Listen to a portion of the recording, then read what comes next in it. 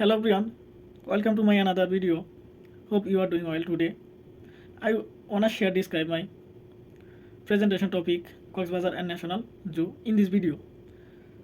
Cox's is one of the most popular tourist destination in Bangladesh, famous for the longest natural sea beach in the world. People from different countries visit this place to enjoy the blue sea, sand beach, and beautiful sunset.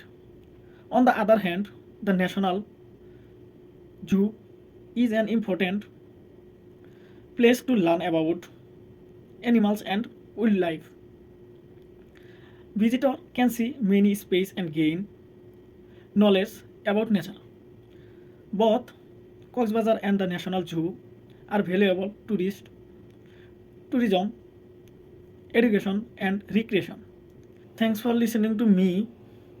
If my video like well, then forget me, like, comment, and share.